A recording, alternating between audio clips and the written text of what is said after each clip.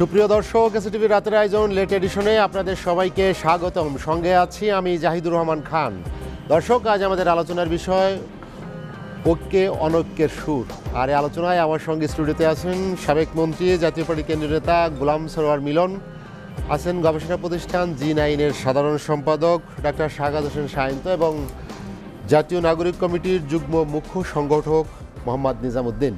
আপনাদের তিনজনকে আমাদের আলোচনায় স্বাগত জানাচ্ছি। আলোচনার শুরুতেই ডাক্তার শাহাদাত হোসেন সায়ন্ত আপনার কাছে যেতে চাই। কয়েকদিন ধরে যেটি নিয়ে আলোচনা হচ্ছে, আমরা সেখানে আসলে আলোচনাটা শুরু করতে চাই। সেটি দিয়েই বলা হচ্ছে যে বিশেষ করে বৈষম্য বিরোধী ছাত্র আন্দোলন, জাতীয় নাগরিক কমিটি, তাদের সঙ্গে মূল স্টেক হোল্ডার বাংলাদেশের রাজনীতির জাতীয়তাবাদী দল বিএনপির একটি দূরত্ব তৈরি হচ্ছে।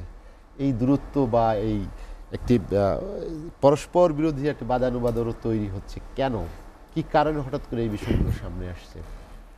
যে আপনাকে ধন্যবাদ। আমার সঙ্গে আলোচনায় যারা আছেন এবং যারা শুনছেন সবার জন্য শুভেচ্ছা থাকলো।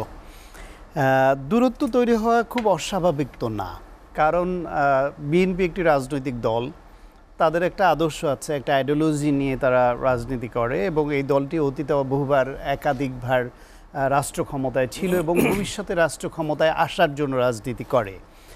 পাশাপাশি অন্য রাজনৈতিক যে দলগুলি আছে এবং নতুন ছাত্রদের যে সংগঠন আছে, তাদেরও নিশ্চয়ই ক্ষমতায় যাওয়া বা ক্ষমতার অংশীদারিত্ব নেওয়া এবং তার মাধ্যমে দেশ সেবা করা, দেশের মানুষের জন্য কাজ করা, এটাই তো আকাঙ্ক্ষা। রাজনীতি করবার এর বাইরে তো আর কোনো কিছু বিষয় নাই। সেই ক্ষেত্রে বিএনপি তাদের পলিসি, তাদের আইডিওলজি, তাদের কর্মকৌশল মতো আগাবে। নিশ্চয়ই অন্য দলের সঙ্গে একই সেটা হবে না, তাহলে তো ভিন্ন দল হতো না। একই আদর্শ, একই কর্মকৌশল, একই পথমত হলে তো ভিন্ন দল হতো না। তো যেহেতু ভিন্ন দল, সেহেতু তাদের মতপথ ভিন্ন হবে, তাহলে মতের অনৈক্য হবে। আর মতের অনৈক্য হইলে ক্ষেত্র বিশেষে দূরত্ব তো তৈরি হতেই পারে। কিন্তু শুধুমাত্র শিক্ষার্থীরা যে একটি রাজনৈতিক দল গঠন করবে এই ঘোষণা দিয়েছে, সেজন্যই কি আসলে মূল এটা ধরেন জামায়াত ইসলামী আর বিএনপি দীর্ঘদিন ধরে একই সঙ্গে ফ্যাসিবাদ বিরোধী আন্দোলন করা, একই সঙ্গে নির্বাচন করা, একই সঙ্গে নিপীড়নের শিকার হওয়া, এরকম দুটি দল হওয়ার পরেও তো আমরা প্রকাশ্যে জামায়াত ইসলাম এবং বিএনপি একে অপরের বিরুদ্ধে অভিযোগ পাল্টা অভিযোগ শুনছিলাম, তাই না? কেন শুনছিলাম সেটা? কারণ দুটো ভিন্ন রাজনৈতিক দল, দুইটা দল রাজনীতি করে, নির্বাচন করবে এবং রাষ্ট্র পরিচালনার দায়িত্বে যেতে ইচ্ছুক, চেষ্টা করে। ঠিক একইভাবে ছাত্ররা যদি রাজনৈতিক দল না করত, তারা যদি প্রেশার গ্রুপ হিসেবে কাজ করত, তাহলে হয়তো ইকুয়েশন একরকম হতে পারত।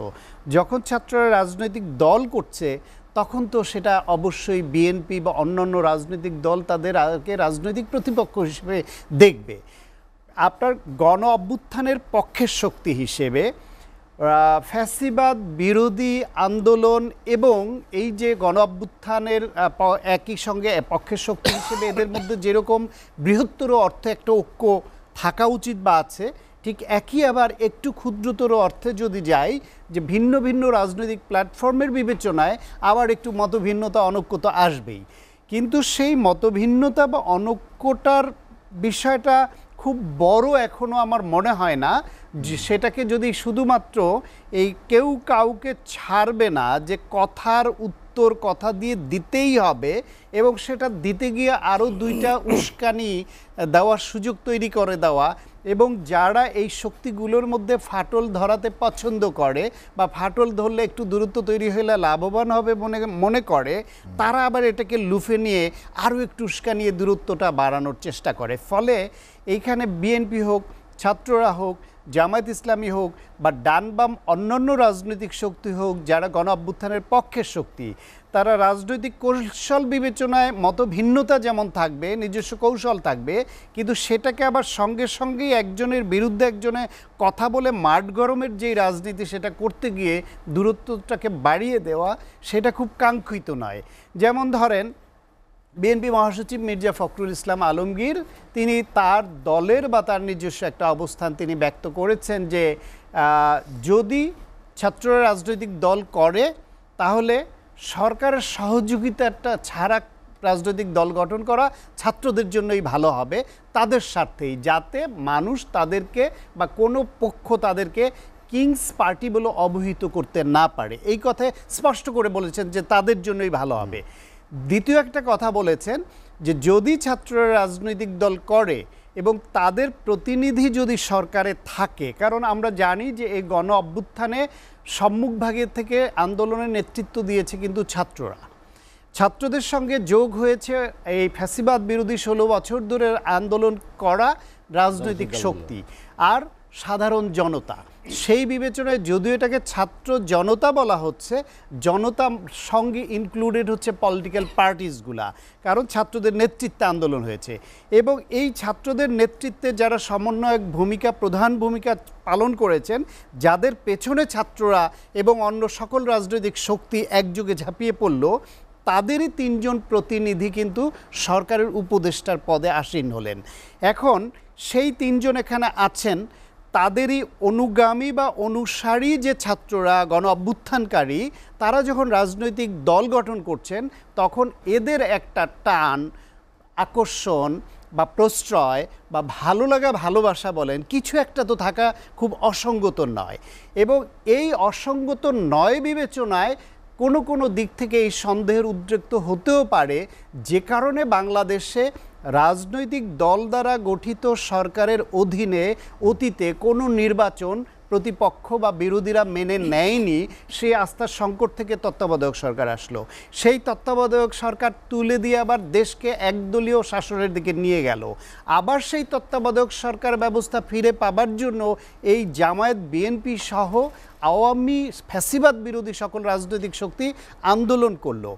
এখন যদি কেউ মনে করে যে ছাত্রদের প্রতিনিধি সরকার আছে, ছাত্ররা রাজনৈতিক দল করছে, সেই সরকারের অধীনে যদি নির্বাচন হয় এই নির্বাচন প্রশ্নবিদ্ধ হতে পারে, এটা তাদের মনে হওয়াটা কেউ প্রকাশ করলেন। ধরেন আমি নিজের আগে একাধিক টকশোতে ঠিক এই কথাটা বলেছি যে সরকারের খুব সতর্কতার সঙ্গে পদক্ষেপ নিতে হবে যাতে কারো মনে এরকম সন্দেহ তৈরি না হয় যে এই অন্তর্বর্তীকালীন সরকারের গোটা সরকার অথবা তাদের কোনো ব্যক্তিবিশেষের কোনো বিশেষ দলের প্রতি টান বা প্রশ্রয় প্রকাশিত হয়।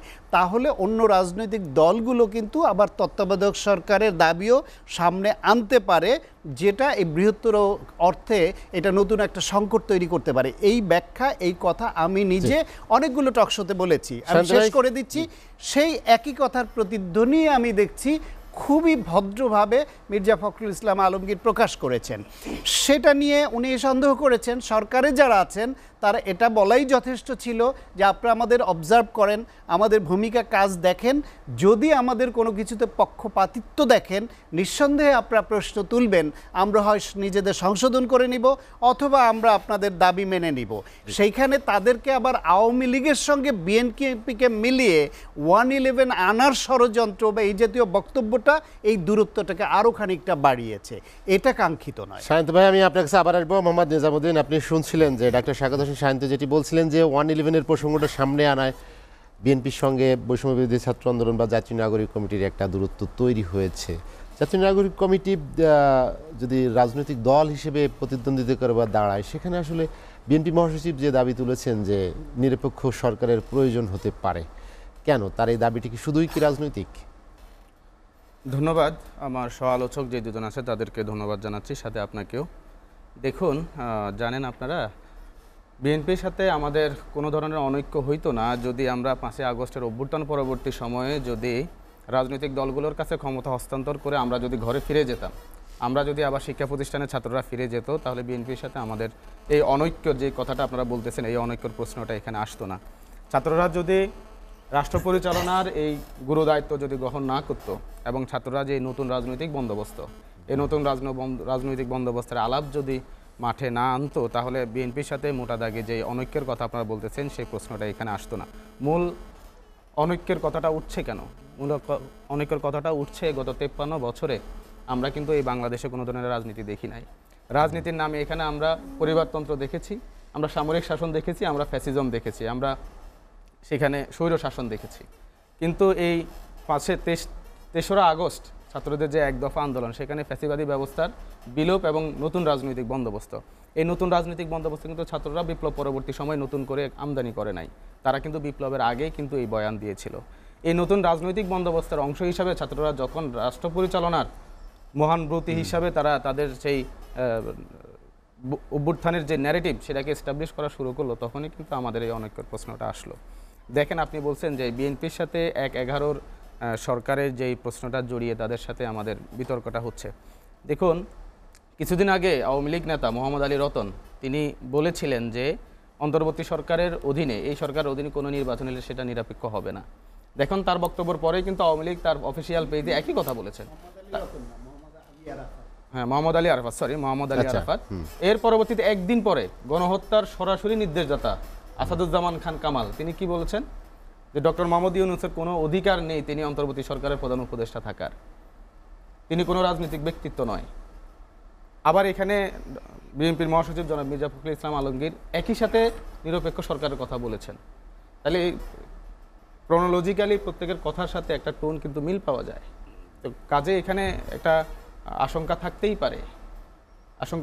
পারে এরকম 111-এর সরকার যেরকম একটা সিভিল মিলিটারি গভর্নমেন্ট ফর্ম ছিল, তারা কি করছিল, তারা একটা আওয়ামী লীগের হাতে ক্ষমতা হস্তান্তর করে চলে গিয়েছিল, তার বিনিময়ে তাদেরকে সার্টিফিকেট দেওয়া হয়েছিল, ইন্ডেমনিটি দেওয়া হয়েছিল। সেখানে একটা নির্বাচনের নামে প্রহসনই আমি বলবো করা হয়েছিল। কাজে এইসব আশঙ্কা তো থেকেই যায়। এখন ছাত্ররা যদি সংস্কারের আলাপটা না আনতো, রাষ্ট্রপতির অপসারণ না চাইতো, জুলাই প্রোক্লেমেশন যদি না চাইতো, সংস্কারের আলাপগুলো যদি না তুলতো, আমরা সংস্কার কি চেয়েছি? সংস্কারে আমরা সংবিধানের অনুচ্ছেদের ৭০ নম্বর অনুচ্ছেদের বাতিল চেয়েছি, আমরা রাষ্ট্রপতির প্রত্যক্ষ ইলেকশন চেয়েছি, প্রধানমন্ত্রী এবং রাষ্ট্রপতির মধ্যে চেক অ্যান্ড ব্যালেন্স চেয়েছি, এবং সাংবিধানিক যে পদগুলো আছে পিএসসি, এর পাবলিক সার্ভিস কমিশন, নির্বাচন কমিশন সহ অন্যান্য যে সাংবিধানিক প্রতিষ্ঠানগুলো, এগুলো আগে রাষ্ট্রপতি নিয়োগ দিত প্রধানমন্ত্রীর সাথে পরামর্শ করে। এখন সেখানে একটা চেক অ্যান্ড ব্যালেন্সে এনে সেখানে সংস্কার প্রস্তাব দেওয়া হয়েছে, সেখানে ন্যাশনাল কনস্টিটিউশনাল কাউন্সিল করে সেটা ন্যাশনাল কনস্টিটিউশন কাউন্সিলে হচ্ছে প্রস্তাব করবে। এবং রাষ্ট্রপতির যেই ভোটের কথা বলা হয়েছে, সেখানে সংখ্যাগরিষ্ঠ দলের 2/3 ভোটের মাধ্যমেই কিন্তু রাষ্ট্রপতি নির্বাচন হবে না। সেই নির্বাচনের জন্য আমাকে অপেক্ষা করতে হবে জেলা সাংবিধানিক কাউন্সিল কিংবা সিটি কর্পোরেশন সমন্বয় কাউন্সিলের ভোটের উপরে। তাহলে যে একটা দলের যে আধিপত্য বা কোনো একটা ব্যক্তির মনোপলি, রাজনৈতিকভাবে মনোপলি হওয়ার যে একটা আশঙ্কা, সেটা থেকে বেরিয়ে এসে আমরা রাজনীতিটাকে জনগণের যে ক্ষমতায়ন এবং প্রাতিষ্ঠানিকরণ, গণতন্ত্রের যে প্রাতিষ্ঠানিকরণ, সেদিকে যখন আগাচ্ছি, তখন যে কোনো বৃহৎ রাজনৈতিক দল মনে করতেই পারে অতীতের মতো ক্ষমতাকে কুক্ষিগত করে যে একটা দৈত্য দানব হয়ে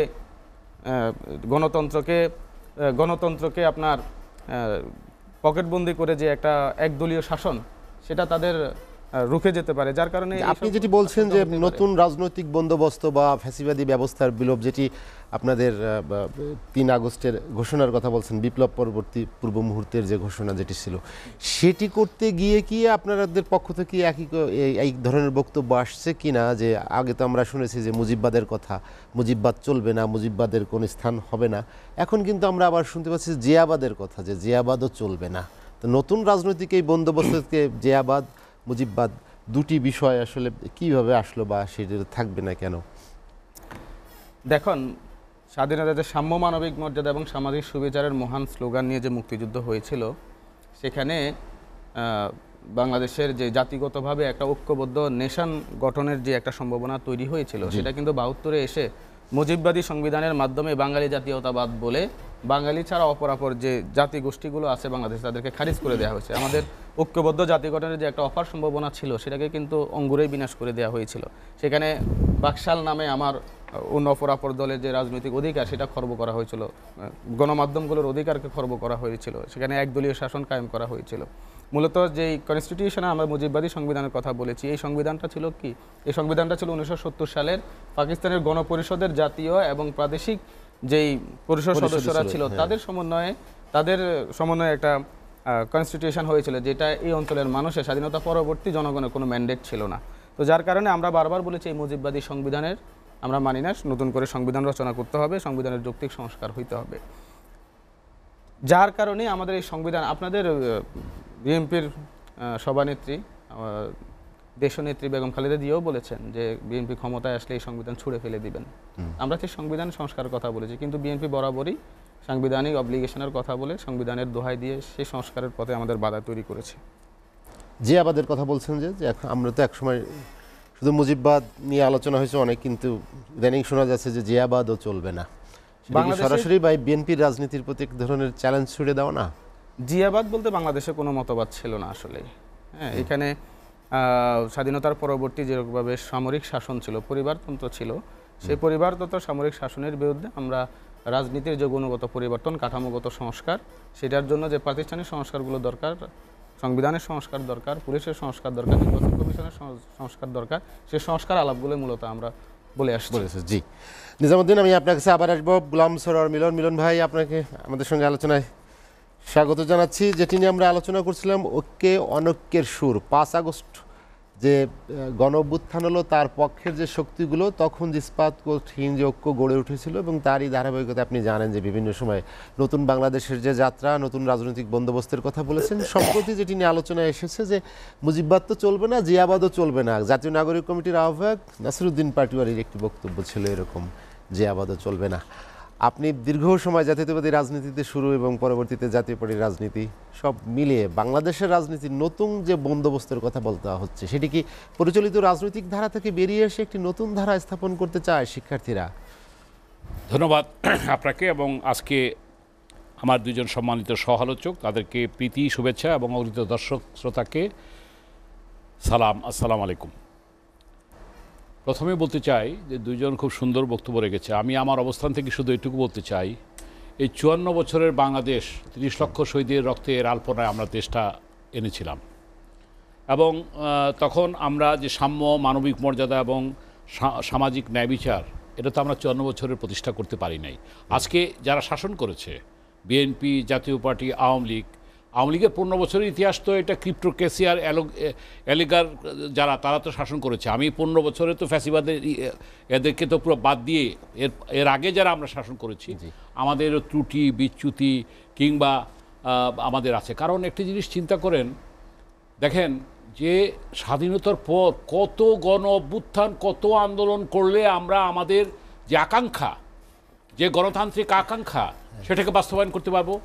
এবার আমাদের বক্তব্য হচ্ছে যে আমরা চাই 71-এর মুক্তিযুদ্ধের চেতনা এবং 24-এর রক্তাক্ত গণ অভ্যুত্থানের আকাঙ্ক্ষার সমন্বয়ে আমরা আগামীর বাংলাদেশকে আমরা তৈরি করতে চাই।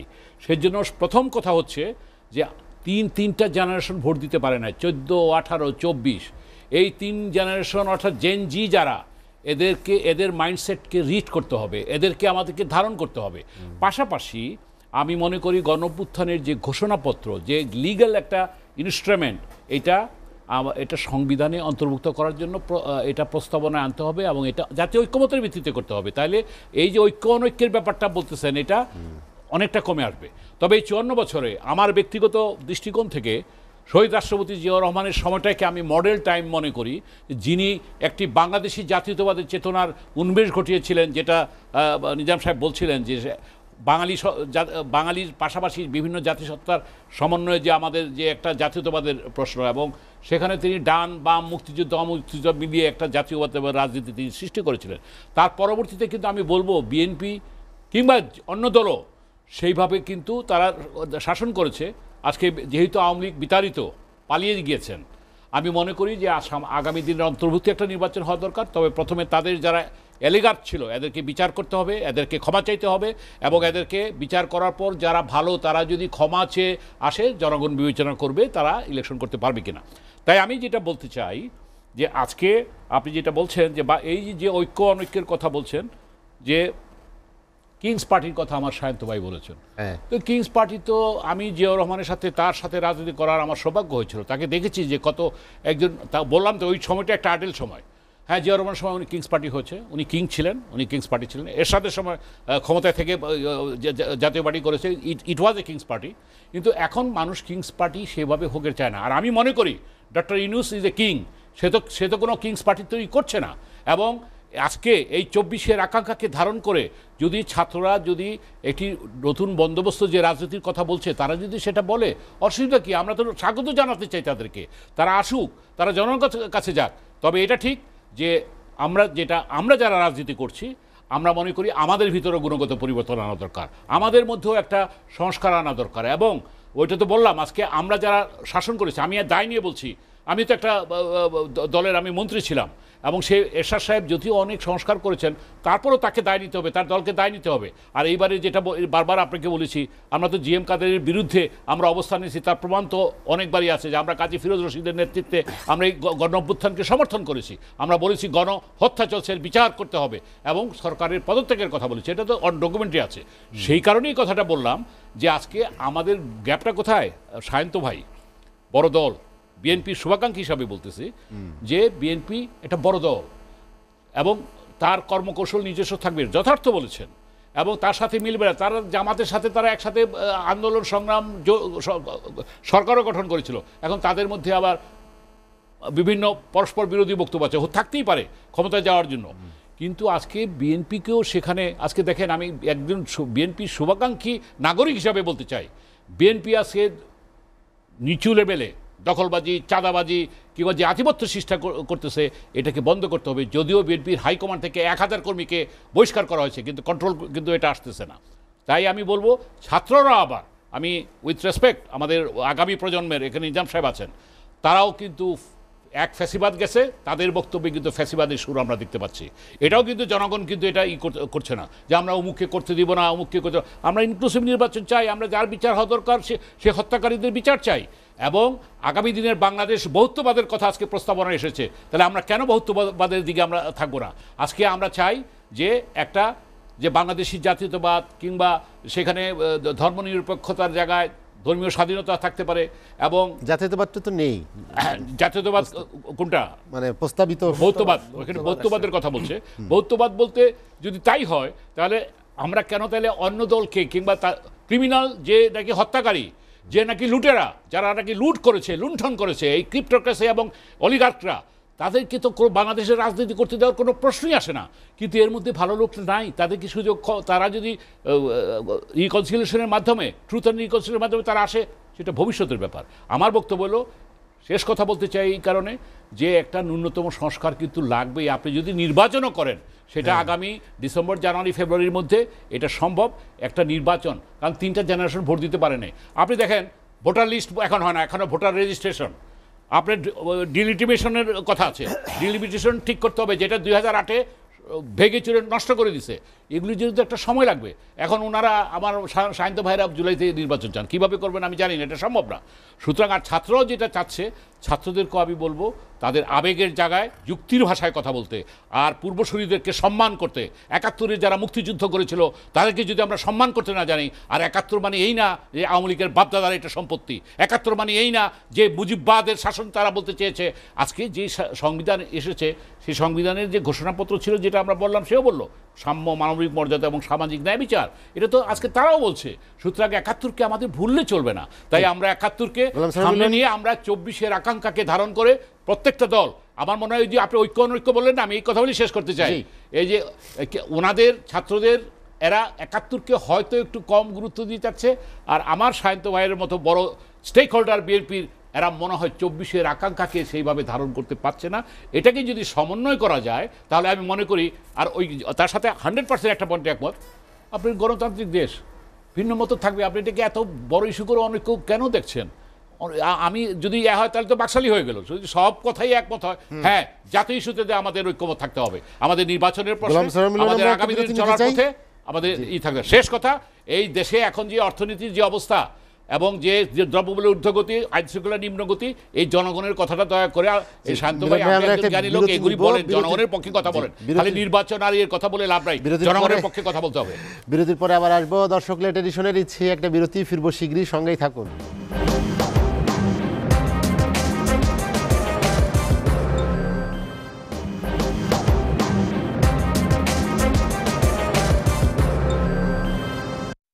দেখছেন এসটিভির রাতের আয়োজন লেট এডিশন। বিরতির পর আমরা আবারও ফিরছি আলোচনায়। ডক্টর শাকাত হোসেন সায়ন্ত, যেটি গোলাম সালাম মিলন ভাই শুরু করছিলেন একটি কথা, সেখানে আর তিনি পরবর্তীতে বিস্তারিত জাননি। তিনি বলেছেন যে এক ফ্যাসিবাদ চলে গিয়েছে, আবার এখনকার শিক্ষার্থীদের অনেকের কথায়, কারো কারো কথা, সবার কথা না, সেখানে নব্য ফ্যাসিজমের একটি ইঙ্গিতের কথা তিনি বলেছেন। ছাত্ররা, এই ছাত্ররা যেটা বলছে, এটার মধ্যে একটা রাজনীতি আছে, যেহেতু তারা রাজনৈতিক দল করছে। এই যে মুজিববাদের সঙ্গে মিলিয়ে জিয়াবাদ শব্দটা কোত্থেকে আসলো? বিএনপি কি তাদের এই যে এত বছরের রাজনৈতিক দল পরিচালনায় কোনোদিন কি জিয়াবাদ শব্দটা নিজেরা উচ্চারণ করেছে? তো এই একটা শব্দ দিয়ে মুজিববাদের সঙ্গে মিলিয়ে দিয়ে মানুষকে বুঝালো যে আওয়ামী লীগ মুজিববাদ, বিএনপি জিয়াবাদ। বিএনপি নিজেই তো কোনোদিনই শব্দই উচ্চারণ করেনি। সুতরাং এটা হলো রাজনৈতিক প্রতিপক্ষকে ঘায়েল করবার জন্য বা বিশেষ কালারে ফেলে দেওয়ার একটা রাজনৈতিক বক্তব্য। ছাত্রদের প্রতিনিধিরা যদি এই বক্তব্য দিতে পারে, বিএনপি রাজনৈতিক দল তারাও কেন বলতে পারবে না? আজকে দেখেন বিএনপির নিয়ে এই যে কথাটা নিয়ে আলোচনা হলো, যেটা নিজাম সাহেবও বলছিল যে ১/১১ ষড়যন্ত্র বিএনপি করছে, এটা একজন উপদেষ্টা যেহেতু বলে ফেলেছেন, যেহেতু যে সে ২৪-এর গণ অভ্যুত্থানে নেতৃত্ব দানকারী নেতা আমাদের, যেহেতু সে সরকারে আছে, যেহেতু ছাত্ররা তার সঙ্গে একমত পোষণ করে রাজনৈতিক যে যাত্রা সেটি করছে, সুতরাং তিনি বলে ফেলেছেন মানে সেটার পক্ষেই ছাত্রদেরও বলতে হবে, সেই সুর মিলাতে হবে। বিএনপি 111 কেন চাবে বলেন তো? আজকে এই নিজামের থেকে আমি একটু আগে জেনে নিয়েছি যে তার নির্বাচনী আসন কোনটা। তার নির্বাচনী আসন হচ্ছে নোয়াখালীর সেনবাগ এরিয়া। সেখানে বিএনপির নির্বাচনের এমপি হয়েছেন বারবার জয়নুল আবেদিন ফারুক, চিফ হুইপ ছিলেন বিএনপির সংসদে। জয়নুল আবেদিন ফারুক ওইখানে বিএনপির একটা সমাবেশ ডাকুক নির্বাচন কেন্দ্রিক, আর নিজাম সাহেব গিয়ে একটা সমাবেশ ডাকুক, দেখেন দুইজনের পক্ষে লোক কার পক্ষে কত যায়। অথবা ওনাদের সংগঠনের যে কোনো একজন নেতা যে কোনো একটা নির্বাচনী আসন সিলেক্ট করে শুধু তারা একটা মিটিং করুক, বিএনপি একটা মিটিং করুক, দেখেন লোকের পার্থক্য কী পরিমাণ হয়। সুতরাং বিএনপি কাউকে তো এইখানে ওই ভয় পায় না যে এই সামনে নির্বাচন হলে বিএনপিকে পরাজিত করে অন্য কেউ রাষ্ট্র পরিচালনার দায়িত্ব পাবে। বিএনপি হলো রাষ্ট্র পরিচালনার দায়িত্ব পাওয়ার উপযোগী একটা দেশের বৃহত্তম রাজনৈতিক দল। তারা কেন 111 চাবে বলেন তো? তারা কেন এই ষড়যন্ত্র চাবে? 111 হলে তো বিএনপির ক্ষতি। বিএনপি জনগণের ভোটের নির্বাচন হলে রাষ্ট্র পরিচালনার দায়িত্ব নিয়ে রাষ্ট্র পরিচালনা করবে সেই দল। তারা কি কেন নিজেদের পায়ে কুড়াল মারবে যে 111 আনতে হবে? সুতরাং একজন উপদেষ্টা বলে দিলেন, আর সেটাকে সাফাই গিয়ে ছাত্রদেরও তার পক্ষেই কথা বলতে হবে।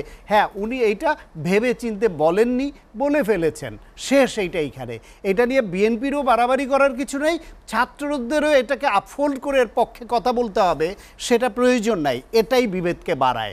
মানুষ তো ভুল হয়, রাজনৈতিক বক্তব্য দিতে গিয়ে বা অনেক কথা বলতে গিয়ে অনেক সময় কিছু মুখ ফসকে বেরিয়ে যায় বা বলে ফেলি আমরা, সেটাকে শুধরে নিলেই হলো। কিন্তু আপহোল্ড করতে গিয়ে একটা ভুলকে আঁকড়ে ধরে ওইটার সামনেই নিতে হবে। বিএনপি ষড়যন্ত্র করে, বিএনপি 111 চায়। যেই দল 2/3 মেজরিটি নিয়ে এই মুহূর্তে নির্বাচন হলে ক্ষমতায় আসার মতো একটি রাজনৈতিক দল বলে তারা নিজেরা বিশ্বাস করে, দেশবাসীও তা মনে করে। নিরপেক্ষ সরকারের কথা সামনে, বিএনপি নিরপেক্ষ সরকারের কথা এখনো যে চেয়ে বসেছে তা না, তারা বলছে প্রয়োজন হতে পারে। প্রয়োজন কখন হবে?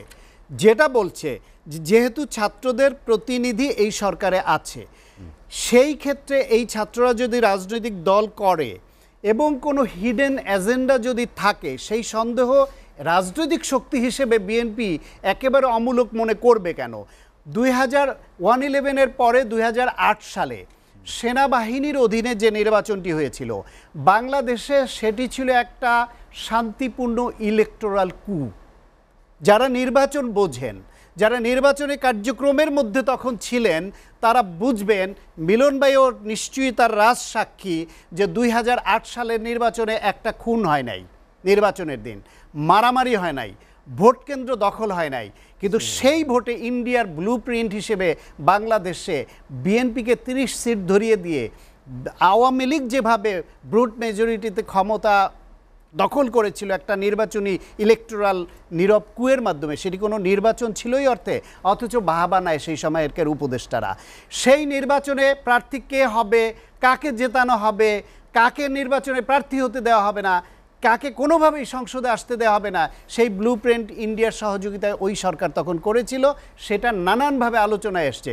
তখন যারা প্রার্থী ছিলেন তাদেরকে বিভিন্ন গোয়েন্দা বাহিনী কীভাবে শাসিয়েছে প্রার্থী না হওয়ার জন্য, অথবা হলেও যাতে সে ওই প্রচারণায় কিভাবে অংশ নিতে না পারে, মিডিয়াগুলোকে একতরফাভাবে কিভাবে বিএনপির বিরুদ্ধে ব্যবহার করে আওয়ামী লীগের পক্ষে ফ্লো তৈরি করা হয়েছিল। ডিসেম্বরের নির্বাচন দিয়ে বিএনপিকে মুক্তিযুদ্ধ বিরোধী হিসেবে চিত্রিত করে, জামাতের সঙ্গে ট্যাগ দিয়ে কিভাবে তাদেরকে চিত্রিত করে সমস্ত টেলিভিশনে একটা সেন্সিটিভ ইস্যু তৈরি করা হয়েছিল, সেগুলো তো আমাদের চোখের সামনে ঘটেছে। সুতরাং যদি সরকার পরিচালনায় যারা থাকে, যদি তাদের সমর্থিত কোনো রাজনৈতিক দল নির্বাচনে অংশগ্রহণ করে এবং সরকারের কোনো রকম ইনক্লাইনেশন আছে বলে কোনো রাজনৈতিক দল সন্দেহ করে, তাহলে এটি বলার, এই প্রশ্নটা রেইজ করার অধিকারও তাদের আছে যে হয় সরকারের থেকে বেরিয়ে আসতে হবে, উপদেষ্টার পদে থাকা যাবে না, অথবা তাদের সমর্থিত রাজনৈতিক দল করলে এই প্রশ্নটা উঠতে পারে। তিনি বলছেন উঠতে পারে।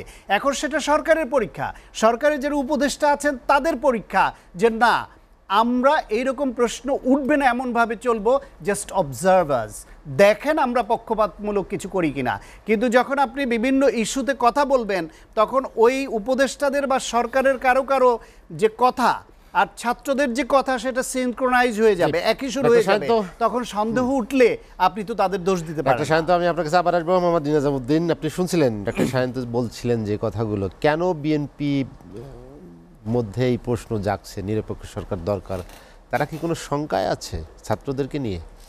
দেখুন, আমরা যে নতুন রাজনৈতিক বন্দোবস্তের কথা বলছি, নিউ পলিটিক্যাল সেটেলমেন্টের কথা বলছি, আমাদের সেই সেটেলমেন্টের কথা একেবারে স্পষ্ট। ভাই যেটা বলছিলেন যে কোনো একটা নির্দিষ্ট জায়গায় আপনি কতজন লোক হাজির করতে পারেন আর বিএনপির সমর্থিত লোক কতজন লোক হাজির করতে পারে, তাতে প্রমাণ হয়ে যাবে আপনার পলিটিক্যাল ম্যাচুরিটি কিংবা আপনার পলিটিক্যাল আধিপত্য। আমরা এই পুরাতন, এই ওল্ড রাজনৈতিক যেই সিলসিলা, এটাকে ভেঙে দিতে চাচ্ছি এবং জেনজি যে জেনারেশন এই সিলসিলা ভেঙে দিয়ে এটা গণ অভ্যুত্থানের নেতৃত্ব দিয়েছে এবং সফল হয়েছে।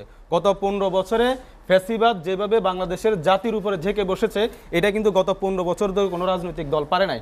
গত 15 বছর ধরে বাংলাদেশ জাতীয়তাবাদী বিএনপি কি রাজনীতি করেছে? তারা শুধুমাত্র তাদের সভানেত্রীর মুক্তির আন্দোলন করেছে, তারা তাদের ভাইস চেয়ারম্যানের মামলা নিষ্পত্তির আন্দোলন করেছে। অথচ ভারতীয় আধিপত্যবাদ আমাদের স্বাধীনতা সার্বভৌমত্ব যেভাবে হুমকির মধ্যে পড়েছে, এখানে গুম খুন ক্রসফায়ারের নামে দেশের মানুষের উপরে যে অকথ্য নির্যাতন নিষ্পেষণ নেমে এসেছিল এবং দ্রব্যমূল্যের যে নাবিশ্বাসে মানুষের জনজীবন এবং নিত্য স্বাভাবিক জীবন যে নাবিশ্বাস উঠছিল, এগুলোর বিরুদ্ধে জনমত তৈরির মাধ্যমে বিএনপি কোনো ধরনের দৃশ্যমান রাজনীতি করতে পেরেছে? 28 অক্টোবর 10 লক্ষ মানুষ রাজধানীতে হাজির করে কেন 10 মিনিট তারা সাউন্ড গ্রেনেডের মুখে দাঁড়াতে পারলো না? কেন তারা এই 15 বছর ফ্যাসিবাদের মুখে দাঁড়াইতে পারলো না? তাকে ইয়ে করে আজকে দেখেন গুম খুনের শিকার কি আপনারা হয়েছেন না বিএনপি হয়েছে? আলাল সাহেব, মুয়াজ্জেম হোসেন আলাল সাহেব, নিজাম সাহেব, গুম খুনের শিকার আপনারা হয়েছেন না বিএনপি হয়েছে? শেষ করি, আমি একটু বলি, আপনি গুম খুন নিয়ে বললেন, আমাকে শেষ করতে দেন। আমি আপনার কথা শুনেছি, গুম খুনের শিকার বিএনপি হয়েছে আর আপনি বিএনপি কে ব্লেম করছেন। আমাকে বলতে দেন, আমি আপনার কথা শুনেছি। আপনি আমার নির্বাচনী আসন নিয়ে কথা বলেছেন, এটা একদম অপ্রাসঙ্গিক কথা ছিল। কে কতজন হাজির করবে, এটা একেবারে একটা, এটা গণতন্ত্রে তো গণ এটাই অভ্যুত্থানের মধ্য দিয়ে যে পচা রাজনীতির যে ন্যারেটিভ, এটা ভেঙে গেছে। আমরা এই যে বাহুবলের রাজনীতি, যেখানে প্রশাসনকে করায়ত্ত করার মাধ্যমে উপজেলা পরিষদে দেখেন আজকে ডিসি, ওসি, এসপি, ইউনো প্রত্যেকটা অফিসকে তারা দখল করার মাধ্যমে তাদেরকে বাধ্য করা হচ্ছে। স্কুল কমিটিগুলোতে তাদের লোক বসানো হচ্ছে, বিভিন্ন কমিটিগুলোতে তাদের লোক বসানো হচ্ছে, পুলিশের ওসিকে বাধ্য করা হচ্ছে, বিভিন্ন জায়গাতে তারা লোককে বাধ্য করে টেম্পো স্ট্যান্ড, বাস স্ট্যান্ড দখল করার মাধ্যমে টেন্ডারবাজি, দখলবাজি, চাঁদাবাজি সব কিছু করে একটা ত্রাসের রাজত্ব কায়েম করেছে। এগুলো তো আমরা পুরোপুরি দেখেছি। আপনি যদি মনে করেন যে কার ডাকে কতজন মানুষ আসে, এটা তো একটা ভাঙা ন্যারেটিভ যেটা গণ অভ্যুত্থানের মধ্যে দিয়ে ভেঙে গেছে। আমি শেষ করি, এই যে পাওয়ার পলিটিক্সের যে এতদিনে যে একটা ন্যারেটিভ হয়ে আসছে এবং যেটাকে উপরে ভর করে প্রতিষ্ঠানের উপরে ইন্টারফেয়ার করে একটা প্রাতিষ্ঠানিক ফ্যাসিবাদ কায়েমের মধ্য দিয়ে, একটা কালচারাল ফ্যাসিজম প্রতিষ্ঠার মধ্য দিয়ে ফ্যাসিবাদ তার রেজিমকে যেভাবে দীর্ঘায়িত করেছে, আমরা সেটার আবার পুনরাবৃত্তি করতেছি। যে বাহুবলের রাজনীতি, লোক সমাগমের রাজনীতি, হ্যাঁ পেশি শক্তির রাজনীতি, যেটা মুয়াজ্জেম হোসেন আলাল সাহেব যেটা বলছেন, আমি একটু আগে বলছিলাম, তিনি আজকে কি বলেছেন? তিনি বলেছেন আমরা এতদিনের গ্রাউন্ড তৈরি করেছি, ছাত্ররা মাত্র পাকা গাছে ঝাঁকুনি দিয়েছে মাত্র। দেখুন, ফ্যাসিবাদ বিরোধী, বৈষম্য বিরোধী ছাত্র আন্দোলনের নেতৃত্বে যে এই অভ্যুত্থান সংগঠিত হয়েছে, এটা কোনো প্রশ্ন করছে না। তাদের ডাকে দল মত নির্বিশেষে ব্যানার ছাড়া সবাই একই কাতারে এসে ফ্যাসিবাদ পতনের পক্ষে একসাথে এসে দাঁড়িয়েছে। আজকে সেই নেতৃত্বকে প্রশ্নবিদ্ধ করার জন্য তাদেরকে বলা হয়েছে তারা শুধু ঝাঁকুনি দিয়েছে। তাহলে আপনারা কেন 14 ইলেকশন ঠেকে দিতে পারলেন না? 18 ইলেকশন কেন ঠেকে দিতে পারলেন না? 23 সালে এসে কেন আপনারা রামি ইলেকশন ঠেকিয়ে দিতে পারলেন না? এই যে এই বিষয়গুলো পরিকল্পিতভাবে করা হচ্ছে শুধু ছাত্রদেরকে এই যে প্রশ্নবিদ্ধ করার জন্য। আমি এইগুলা ওনার বক্তব্যের সাথে আমি তীব্র প্রতিবাদ জানিয়ে রাখলাম। আমি যেটা বলতে চাচ্ছি, আমাদের এই অনৈক্য, আজকে আলোচনার যেই শিরোনাম ছিল ঐক্য অনৈক্যের সুর, আমাদের এই অনৈক্যের মধ্যে সুবিধা নিচ্ছে কারা? এই পতিত ফ্যাসিজম, তারা আমাদের মধ্যে এই বিভেদ ধরিয়ে তারা আবার ফেরত আসতে চায়। তারা দেখেন, বিএনপি মহাসচিব তিনি নিরপেক্ষ সরকারের কথা বলেছেন, তার সাথে সাথেই তারাও তাদের অফিসিয়াল পেজে এই সরকারের অধীনে কোনো নির্বাচন হইলে সেটা নিরপেক্ষ হবে না। সেটার কারণ দেখিয়েছেন আমাদের ছাত্র উপদেষ্টা সেখানে আছে। এরা তো ছাত্র উপদেষ্টা না, এরা তো অভ্যুত্থানের শক্তি। অভ্যুত্থান পরবর্তী যে কোনো দেশে অভ্যুত্থানের শক্তির সরকার গঠন করে।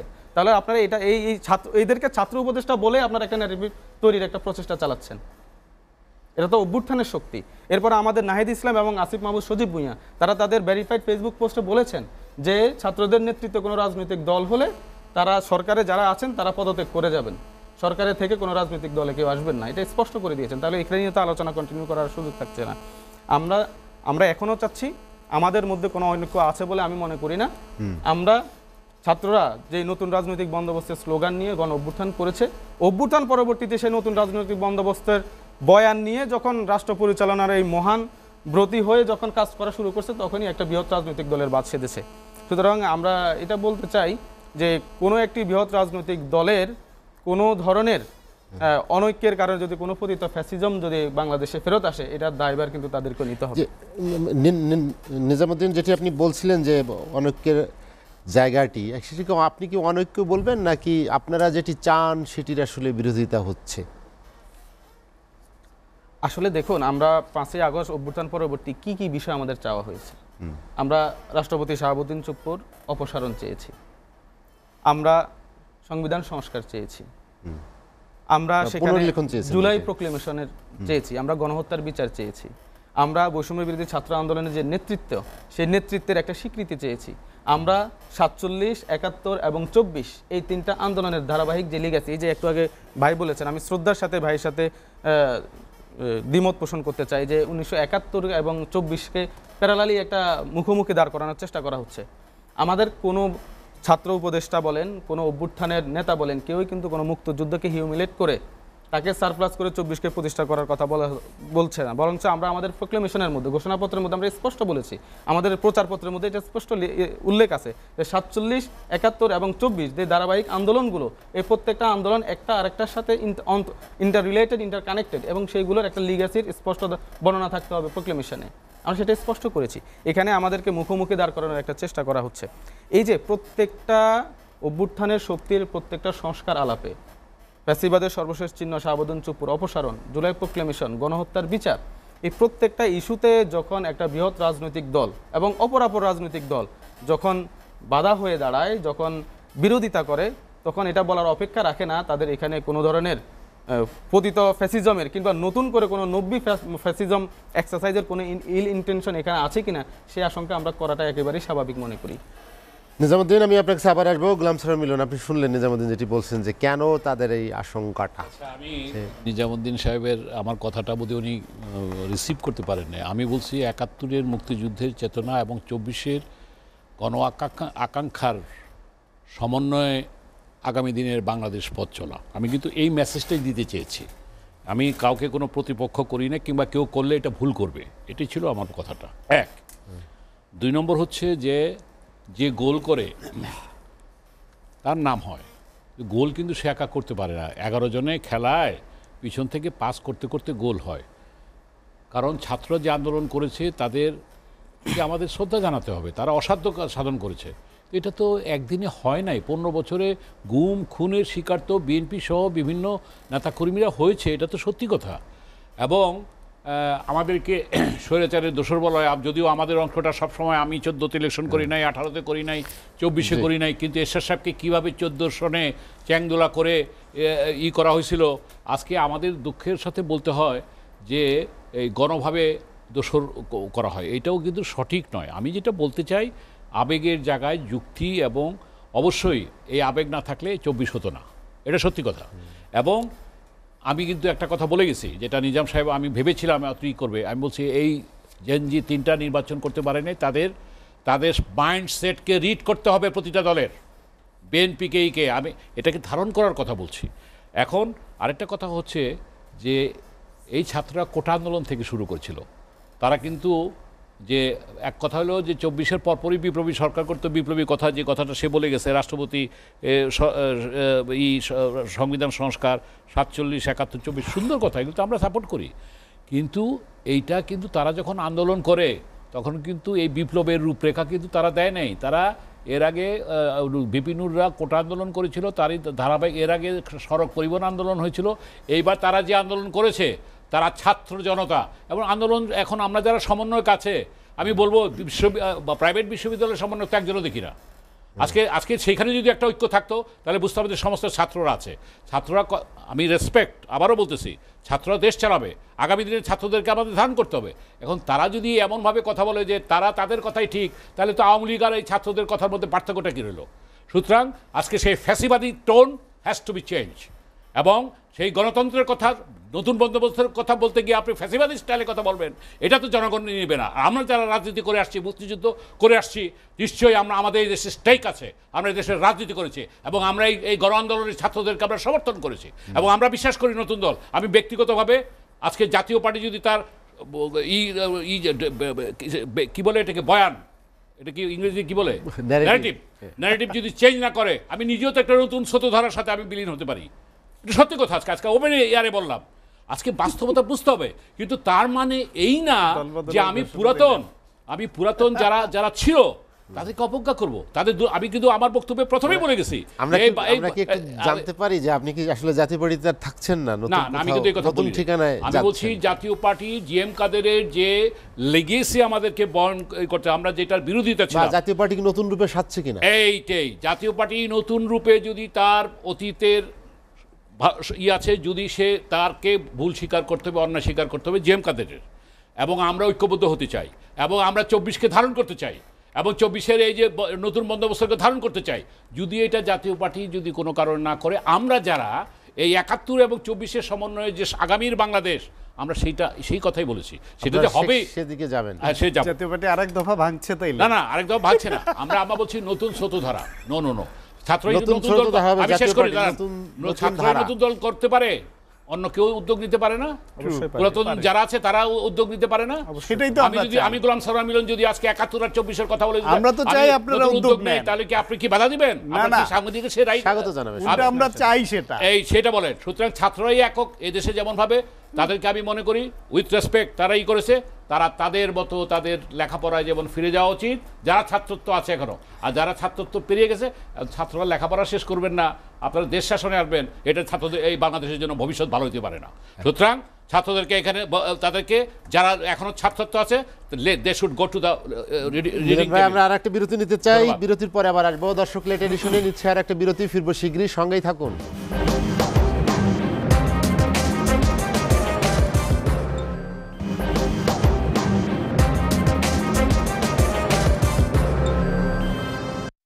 দেখছেন এসএটিভি রাতের আয়োজন লেট এডিশন। বিরতির পর আমরা আবারও ফিরছি আলোচনায়। ডাক্তার স্বাগত হোসেন শান্ত, যেটি নিয়ে আলোচনা করছিলাম, ঐক্য অনৈক্যের সুর।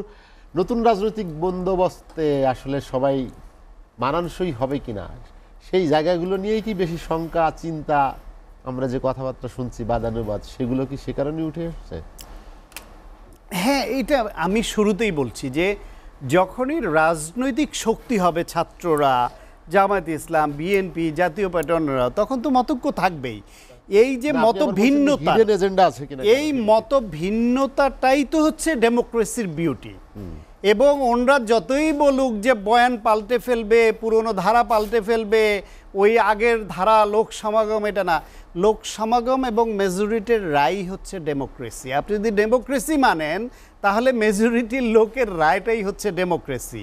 সুতরাং ওইখানে আমার লোক কম আছে, ওর লোক বেশি আছে, অতএব এই পদ্ধতি হবে না, এটা ডেমোক্রেসি না।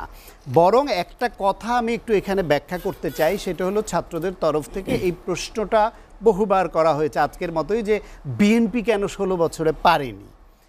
বিএনপি 16 বছরে পারেনি, বিএনপি চেষ্টা করেছে। গুম খুনের শিকার বাংলাদেশে সবচেয়ে বেশি হয়েছে বিএনপি এবং জামাত ইসলামের নেতাকর্মীরা। তারা চেষ্টা করে গেছে এবং সেই চেষ্টার অব্যাহত রেখেছিল বলেই, ফিল তৈরি হয়েছিল বলেই একটা গণ অভ্যুত্থানে ছাত্রদের ডাকে তারা সহ সবাই নেমে পড়েছে। এবং ফাইনালি যে গণ অভ্যুত্থান হলো, সেই গণ অভ্যুত্থানে আপনি নিহতদের তালিকা করলেও দেখবেন বিএনপির সংখ্যা অনেক বড়, ফেলনা না। 1, 2 হলো এইবারও যদি এই ছাত্ররা ফ্রন্ট লাইনে না থাকতো এবং বিএনপি, জামায়াত ইসলাম সহ রাজনৈতিক দলগুলো ছাত্রদের সঙ্গে রাজনৈতিক প্ল্যাটফর্ম ছাড়া, ব্যানার ছাড়া অংশগ্রহণের সিদ্ধান্ত না নিত এবং প্রকাশিত হতো সামনে জামায়াত ইসলাম এবং বিএনপির পজিশন, তাহলে এইখানে লাখ মরে যেত, লাখ লাখ মানুষ মেরে ফেলতো, গণ অভ্যুত্থান সফল হতো না। গণ অভ্যুত্থান সফল হওয়ার পেছনে কি এলিমেন্ট কাজ করেছে? এইখানে ছাত্ররা সামনে এসছে। এই ছাত্ররা, এই নিজাম সাহেবের মতো ছাত্ররা বা অন্যরা এই 16 বছর ধরে বিএনপি, জামায়াত ইসলাম এবং তাদের সমমনারা ফ্যাসিবাদ বিরোধী যে যুদ্ধ করেছে সেই যুদ্ধে এরা সামিল হয় নাই। এরা যখন যুদ্ধে সামনে গেছে, বিএনপি সহ জামায়াত ইসলাম সহ সব শক্তি এদের সঙ্গে সামিল হয়েছে এবং তখন অভাবনীয় একটা ঘটনা ঘটেছে। সেই ঘটনাটা হলো ইংলিশ মিডিয়ামে পড়া স্কুলের ছাত্ররা, কলেজের ছাত্ররা, বেসরকারি বিশ্ববিদ্যালয়ের ছাত্ররা, সাধারণ স্কুলের ছাত্ররা সবাই নেমে পড়েছে। এবং আপনি দেখবেন বাংলাদেশের মাদ্রাসার তো আগেও নেমেছে, এখনও নেমেছে, বাংলাদেশে দেখবেন একটা ক্লাস ইয়েটা বলি আপনাকে, যে বিষয়টা ক্লাসের, প্রাইভেট বিশ্ববিদ্যালয় এবং ইংলিশ মিডিয়ামে ওইখানে একটু মধ্যবিত্ত, উচ্চ মধ্যবিত্ত এবং উচ্চবিত্তরা পড়ে, তাদের গায়ে একটা গুলি লাগলে সেইটার ঝাল অনেক দূর যায়। একটা সাধারণ মানুষ, রাজনৈতিক শক্তি বা তৃণমূলের সাধারণ দরিদ্র জনগোষ্ঠীর 10 জন মূল্যেও সেই আহারে উড়ে ওঠে না এই দেশে। এটা বাস্তবতা। যখন দেখছে যে পুলিশ গুলি চালাচ্ছে, যে সেনাবাহিনী মাঠে নামছে বা যারা করছে, সে যখন গুলির তাক করছে, সে গুলির সামনে সে তাকিয়ে দেখে তার সন্তান, তার নিজের ফ্যামিলির একজন সন্তান, যে আরে ওই বিশ্ববিদ্যালয়ে তো, প্রাইভেট বিশ্ববিদ্যালয়ে আমার সন্তান পড়ে, ওই ইংলিশ মিডিয়ামে তো আমার ভাতিজা পড়ে, ওইখানে তো আমার ভাগ্নে পড়ে, আমি কার উপর গুলিটা চালাচ্ছি? তখন সরকারের পক্ষে তারা যেইভাবে শুধু রাজনৈতিক শক্তি সামনে থাকলে যেখানে হাজার হাজার কেন লাখ মেরে ফেললো, তাদের বুক কাটতো না এই ফ্যাসিবাদ, সেইখানে তাদের বুক কেঁপেছে। সেই কারণে সরকার এক পর্যায়ে বাধ্য হয়েছে এবং সেইখানে ছাত্রদের সামনে নেওয়ার যে কৌশল ছিল রাজনৈতিক শক্তির, এটা অত্যন্ত ম্যাচিউরড কৌশল ছিল।